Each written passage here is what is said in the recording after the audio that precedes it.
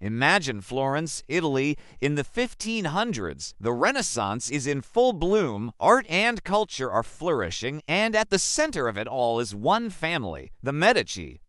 They are the unofficial rulers of Florence, wealthy beyond imagination, and patrons of geniuses like Michelangelo and Leonardo da Vinci. But behind the shimmering facade of power and prestige lies a dark, tangled web of ambition, jealousy, and murder. Today, we read diving into the cold case files of the Renaissance to uncover the chilling story of the Medici, a dynasty where power was often paid for in blood. Our story begins with Cosimo I de' Medici, the first Grand Duke of Tuscany. Cosimo was a ruthless and brilliant leader who consolidated Medici power like never before.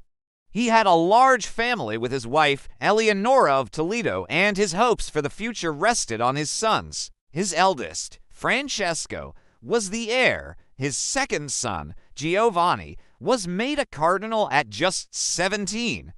His third son, Garzia, was a hot-headed youth.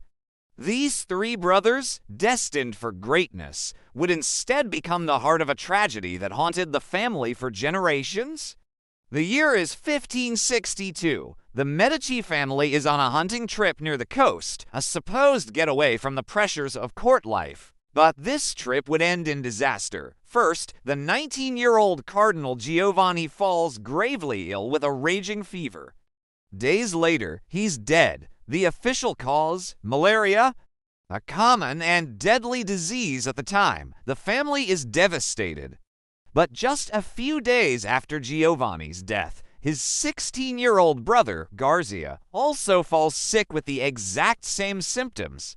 He too dies within a week to healthy, robust young men struck down in their prime. The court whispers that it's just a tragic outbreak of malaria, but is it? The rumors start immediately. They're quiet at first, exchanged in hushed tones in the shadowy corridors of the Palazzo Pitti. The story goes that during the hunt, Giovanni and Garzia had a furious argument. In a fit of rage, the younger Garzia stabbed his brother, Cardinal Giovanni. When their father, Duke Cosimo, discovered this horrific act, he was consumed by a cold, terrible fury. To avenge one son and punish the other, he allegedly took his own sword and ran Garzia through, killing him on the spot. He then concocted the malaria story to cover up the double fratricide and patricide, a scandal that would have shattered the Medici dynasty. It's a tale of Shakespearean proportions, a father forced to kill his own son to avenge another. For centuries, this was the story that was told, a dark legend that defined Cosimo's reign. It was a story of a family so consumed by power that they turned on each other. This dramatic tale was cemented in history by official court documents and biographies written long after the events. It painted Cosimo as a tragic, brutal figure, a man who sacrificed his own child for the sake of justice and family honor. The story was so compelling, so dramatic, that it became accepted as fact. It was a warning about the corrupting influence of absolute power. But was it the truth? For almost 450 years, the world believed it was. The two princes lay in their tomb in the Medici chapels in Florence, their silence fueling the legend. The truth, it seemed, was buried with them. But history has a way of revealing its secrets. Fast forward to 2004, a team of forensic anthropologists and historians received permission to do something unprecedented, to exhume the bodies of the Medici family. They wanted to use modern science to answer age-old questions. Led by Professor Gino Fornaciari, the team opened the tomb of Giovanni and Garzia. They weren't looking for swords or daggers. They were looking for something much smaller, much more insidious. They were looking for a microscopic killer. Using cutting-edge forensic techniques, the team analyzed the skeletal remains of the two brothers. They took samples from the bones, searching for DNA evidence. What they were looking for was the DNA of Plasmodium falciparum, the parasite that causes the deadliest form of malaria. If the official story was true, the parasite's genetic signature would still be present in the bones. If the murder legend was true, they would find nothing. The lab results came back, and the conclusion was stunning. Both Giovanni and Garzia's bones tested positive for the malaria parasite. The science was undeniable. The two young princes had not been victims of a dark family feud. They had been victims of a deadly disease. The modern investigation completely rewrote the history books. Cosimo I was not a father who murdered his own son.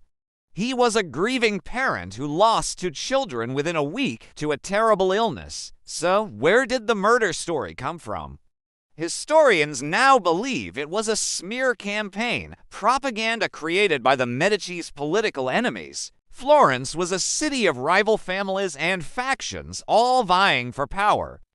Spreading a horrific rumor that the Duke had killed his own son was a perfect way to destabilize his rule and turn public opinion against him.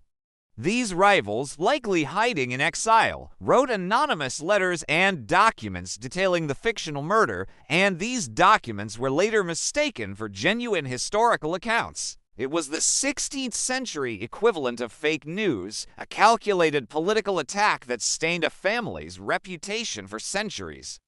The story doesn't end there. The exhumation project continued, and it unearthed even more Medici secrets. The team also examined the remains of Francesco I, the eldest son who became Grand Duke after Cosimo.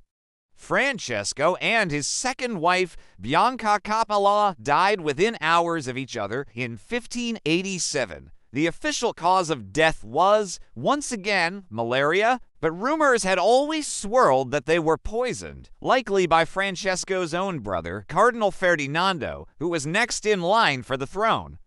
For centuries, it was another unsolved Medici mystery. When the scientists analyzed Francesco's remains, they found no evidence of malaria. Instead, they found something else: lethal levels of arsenic, the poisoner's classic choice.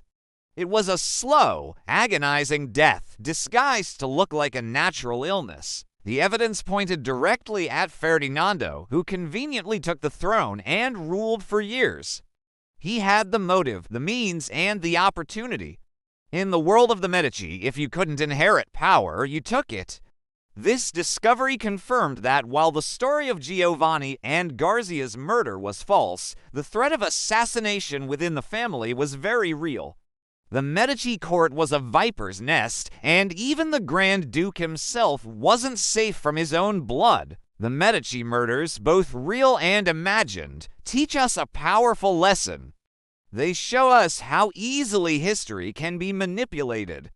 A story crafted for political gain can become accepted as truth for hundreds of years, shaping our entire understanding of the past.